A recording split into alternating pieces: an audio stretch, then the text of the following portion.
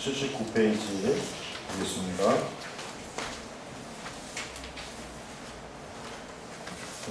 3번 하나님의 공의와 자비에 대한 이해로 옳지 못한 것은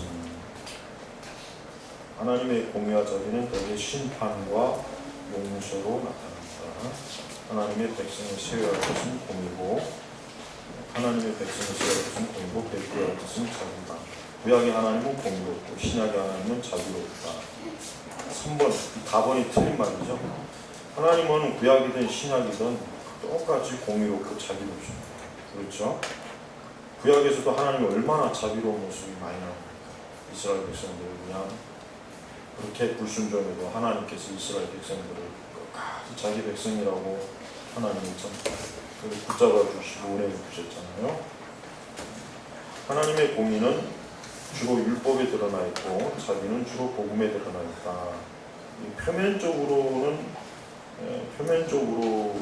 이 말 자체는 이것도 좀 틀리죠. 왜냐하면 율법에도 하나님의 자비가 있어요. 복음에도 뭡니까? 하나님의 공의와 어미율법이 그러니까 공의가 있습니다. 그러니까 그렇게 파악되어 있습니다.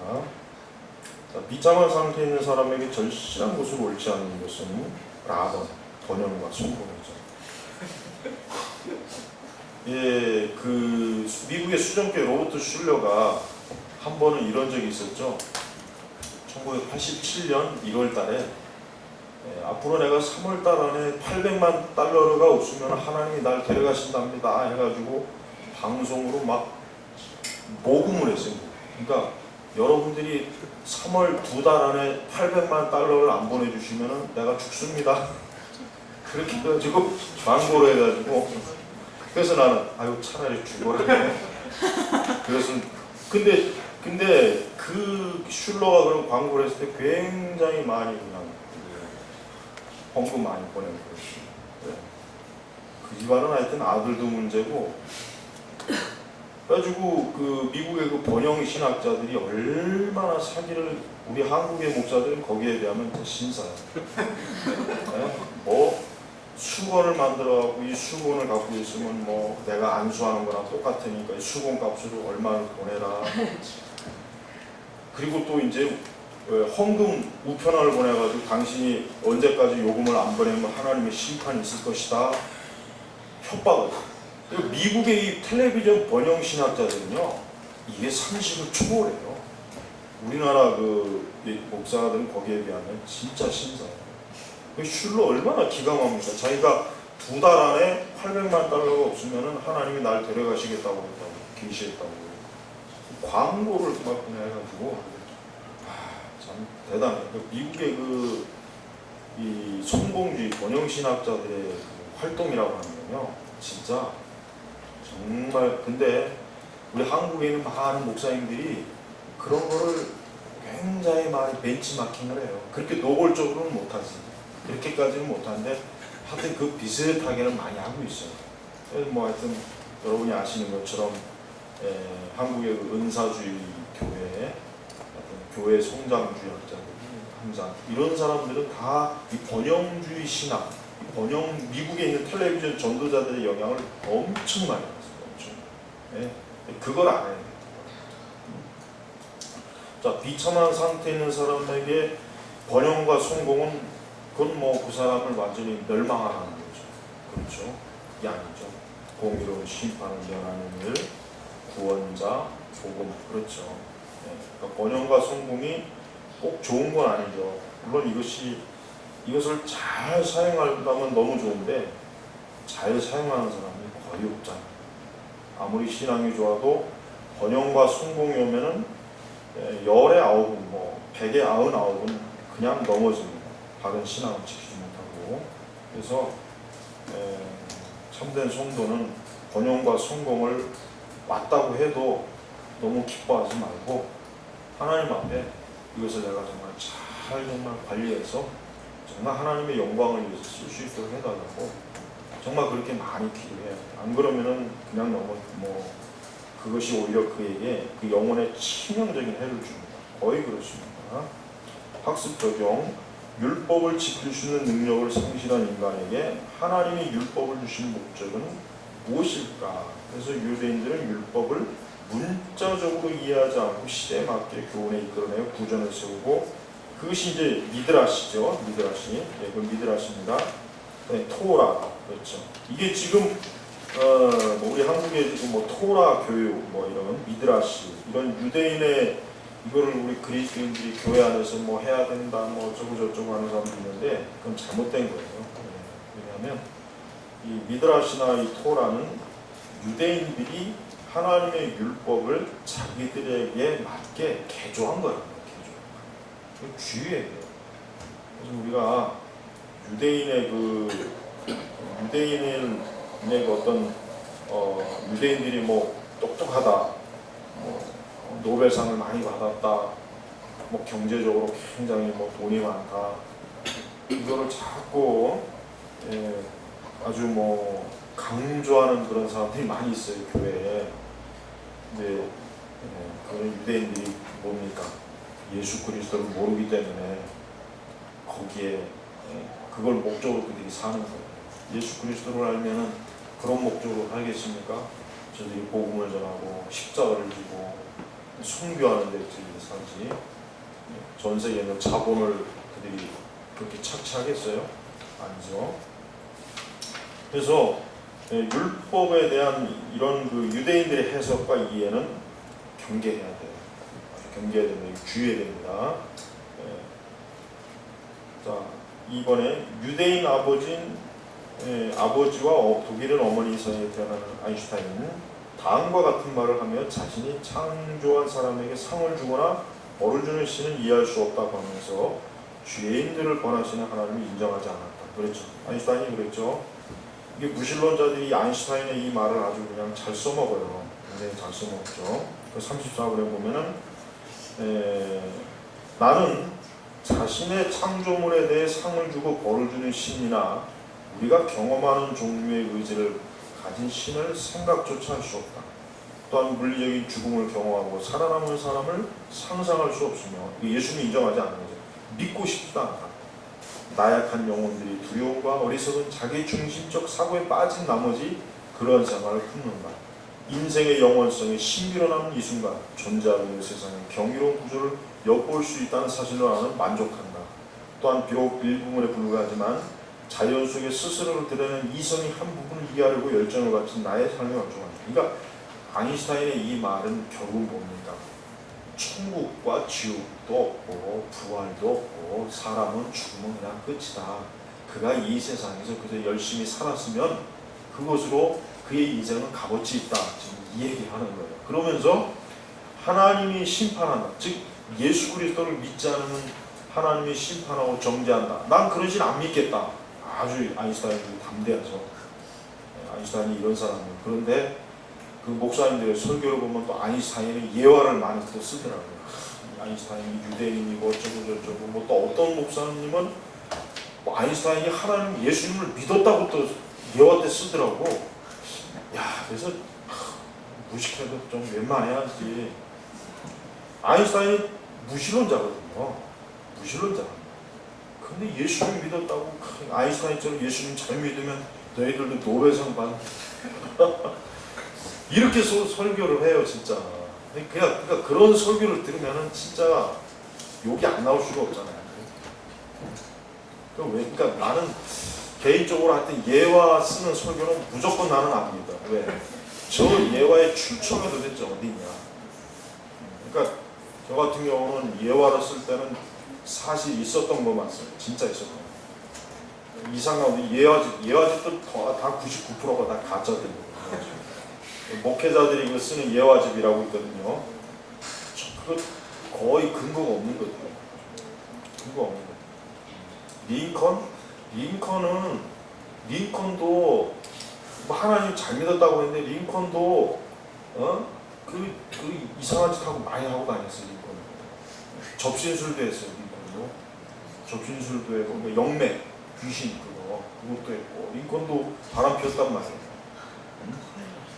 근데 뭐 백악관에서 기도하는 링컨 해가지고 또 그러니까 그런 책들을 그러니까 우리 기독교가 참 록펠러는 뭐 말할 것도 없고 록펠러는 참 그러니까 우리가 그런 사람들을 지금 주일학교에서, 교회학교에서 목사님들이 여러분들 우리가 예수님 잘 믿으면 이런 사람이 예수님을 잘 믿어가지고 이렇게 돈도 많이 벌고 노래상도 타고 위대한 대통령도 되고, 근데 이런 설교를 굉장히 좋아해요. 이런 설교를 좋아해요. 평균적으로 이런 설교를 굉장히 은혜스럽게 해요. 그러니까 얼마나 이게 참 문제가 많습니다. 안 그렇습니까? 우리가 절대로 예화를 써도 근거 없는 예화를 쓰지 마세요. 진짜 있었냐 없었냐, 역사적인 거. 그러니까 많은 책들을 읽어보면 돼요.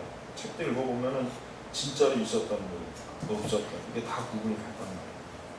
그러니까 지금 아인슈타인도 굉장히 노골적으로 쉽게 얘기하면 예수 그리스도, 하나님, 이런 존재 어디 있냐?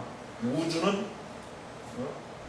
누가 창조한 것도 아니고 원래 있었던 그대로고, 그저 우리 사람은 우리 자신이 열심히 살고 스스로 삶의 의미와 만족을 두면 되는 것이지, 무슨 심판하신 하나님을 믿고 부활하신 그거 다 쓸데없는 얘기야. 지금 그 얘기 하는 거예요. 아인슈타인이 굉장히 표현을 고상하게 철학적으로 지적으로 했지만 쉽게 얘기하면 그런 얘기야. 여러분, 아인슈타인이 그 예수님 믿었다는 얘기는 절대로 어디 가서 진짜 그런 얘기 하는 사람이 있으면 이런 글 좀 보여줘요.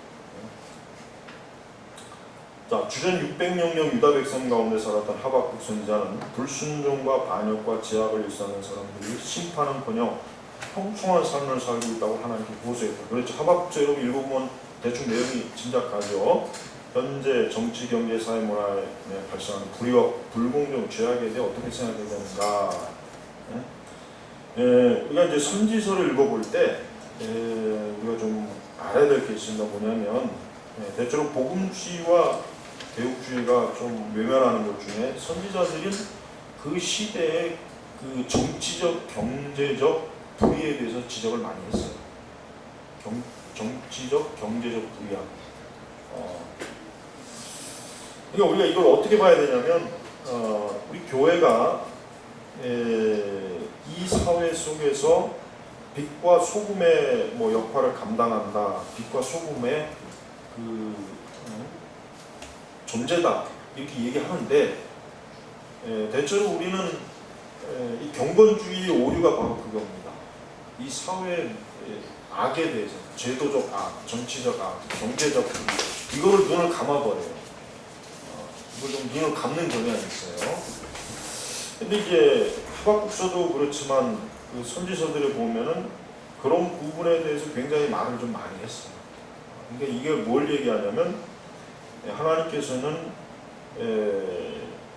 이 세상의 정치적, 경제적 이런 악에 대해서, 이 제도적 악에 대해서도 하나님은 그걸 심판하셔요. 우리가 이거는 알고 있어야 돼요. 그러니까 우리는 우리 신자들이 이 세상의 정치적, 경제적 불의함, 악에 대해서 눈을 감으면 안 돼요. 그걸 눈을 감는 그거를 경건하다고 보면 안 된단 말이에요. 그럼 우리가 밖에 나가서 데모를 하는 건 아니지만 그래도 어떤 인식을 가지고 있어야 되냐면, 지금 이 세상에 굉장히 불의한 또 잘못된 이런 악의 요소들이 사회 곳곳, 정치, 경제, 문화, 제도 속에 많이 있다는 걸 우리는 인지해야 된다. 그래서 우리 그리스도인들이 자기가 속한 분야, 내가 교육계, 내가 정치계, 아니면 내가 경제, 내가 속한 그 분야에서 하나님의 공의와 정의를 실천적으로 드러내야 돼요. 그런 거에 눈 감고 교회 와서 새벽기도 열심히 하고 금요기도 열심히 한 교회가 우리나라 교회예요. 그러다 보니까 기독교 내에서 좌파적인 사람들은 또 극단적으로 나가가지고 머리띠 휘두르고 나서 민중신화, 해방신화 이것도 외쳤잖아요. 그러니까 이게 양극단으로 너무 치우치니까 이게 문제가 돼요. 우리 개혁교회도 그런 면이 있어요. 개혁교회도 여러분이 아시겠지만 개혁주의 관련 그 책들이나 그런 것들 보면은 이 사회 제도와 악에 대해서는 거의 다루질 않아요. 근데 저는 그게 문제라고 생각해요. 그래서 우리가 그거를 기독교적인 관점에서는 그거를 우리가 바르게 좀 인식을 해야 돼요. 저는 그걸 중요하게 여깁니다. 우리가 한쪽 눈 감고 우리가 하나님을 잘 하나님을 믿는다라고 하는 건 무엇이고, 우리가 한쪽 눈을 떠야 돼. 그래서 우리가 이 세상에서 불의가 이루어지는 현장, 어떤 불의한 그런 어떤 정치적, 경제적, 그런 사회적인 악을 볼 때 우리는 그걸 결코 그냥 좋은 게 좋다는 식으로 보면 안 돼요. 왜냐하면 옛날에 17세기나 18세기, 19세기에 이 기독교 국가에서 어떠한 일들이 많이 진행됐냐면 그들이 이런 기독교의 경건주의적인 요소를 이용해가지고 방패로 삼아가지고 불의와 착취를 했거든. 너희들은 그 다음에 하나님 나라에 가니까 이 땅에서 돈 적게 벌고 일 많이 하고 부자나 권력자들이 학대해도 참아라. 예수님이 십자가 져서 참았으니까 그것도 십자가다. 이런 식으로 많이 방패로 삼았다. 산업혁명이 일어났다. 이게 얼마나 잘못된 거예요. 예수님께서 그렇게 부자들이나 권력자들이 그걸 방패로 가난한 자들을 억압하라고 예수님이 십자가 진 거 아니잖아요. 근데 이 부자와 권력자들이 예수님의 고난 이런 거를 가난한 자들을 억압할 때 써먹었다. 너희들이 지금 하는 건 다 천국에 가기 위한 준비다. 인내라, 수고해. 부자들에 대해서 대항하지 마라. 그건 하나님 기뻐하지 않는다. 그건 불의한 것이다. 아주 좋은 변명이 된 거다. 그래서 우리가 이런 부분에 대해서 절대로 허용을 하면 안 돼요. 왜냐하면 우리나라 복음주의 교회들도 그런 면이 있어요. 돈 많이 버는 장로가 열심히 헌금 내는 건 하나님이 기뻐하시고 축복하는데 그가 불의하게 기업을 일으켜서 돈을 착취하고 노동자를 착취한 거에 대해서는 입도 뻥끗 안 해요. 그건 잘못된 거예요. 그죠? 우리가 복음을 그렇게 해서 사용하면 안 되죠. 우리가 기독교가 돈 많은 자들의 방패가 되는 종교가 되면 안 돼요. 왜? 서구의 기독교 역사 속에 이런 게 너무 많았어요. 그래가지고 영국 같은 경우는 노동자들이 교회를 안 나와요.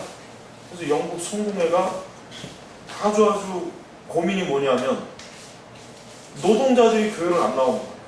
왜? 노동자들이 생각하기에 저 영국 성공회는 부자들의 종교다. 멋있게 잘 차려입고 돈 많은 사람들이 가는 곳이 우리처럼 이렇게 가난한 사람들이 노동자들이 가는 교회는 아니다. 이게 아주 고질적인 문제다. 진짜. 그럼 가난한 자들은 어디로 갑니까? 축구장으로 가는 거예요. 여러분 그 맨체스터 유나이티드 거기가 공장지대란 말이에요. 노동자들 보세요. 교회 안 가고 어디 갑니까? 축구장 가는 거예요. 왜? 거기 가면 자기들이 뭔가 참 위로받고 자기들의 존재감이 드러나고. 근데 교회 가면은 전부 다 자기들 회사 공장의 사장 회장들이 앉아 있으니까 주눅이 되죠. 또 성직자들도 높은 자들을 막 대우하고. 이게 이미 서구 역사 속 19세기 얼마나 이게 로이드 존스도 보세요. 로이드 존스 목사님도 초기 사회가 10년 동안 한 지역이 어디냐? 노동자들이 주로 있는 지역, 부자 지역이 아니에요. 로이드 존스 목사님도 그 부유한 런던에서 목회하지 않고 어디요? 가난한 자들, 노동자들이 있는 데 가서 목회했잖아요. 10년 동안. 얼마나 참 귀한 사역이었습니까? 우리가 그런 게 진짜 로이드 존스 목사님 같은 분이 저 가난한 자들이 복음을 가야 된다. 히피드도 그렇죠. 웨슬레도 그랬어요. 이 사람들이 다 어디 갔습니까? 가난한 자, 노동자, 광 이런 사람들한테 가서 복음 전했단 말이에요. 오늘날 우리나라 교회는 굉장히 안 좋은 게 뭐냐? 기독교가 부자들의 교회가 되고 있어요. 점점 대형 교회를 중심으로 부자들의 교회, 돈 많은 자들의 교회가 되고 있어요. 진짜 이 교회를 통해서 위로받고 소망을 얻을 사람들이 교회를 안 나와요. 이게 지금 심각한 거예요. 이거를 여러분들이 참 인식을 해야 돼요. 하나님의 교회가 그런 식으로 되면은 교회는 무너져요. 오늘의 여기서 마치겠습니다. 기도하겠습니다. 아버지 하나님, 우리의 성민교회는 모든 사람들의 교회가 되어서 하나님의 복음 모든 사람들에게 들려주고 이 생명의 말씀, 그리스도의 말씀이 모든 사람들에게 선포되는 교회가 되게 하옵소서. 예수님의 이름으로 기도 올렸습니다. 아멘.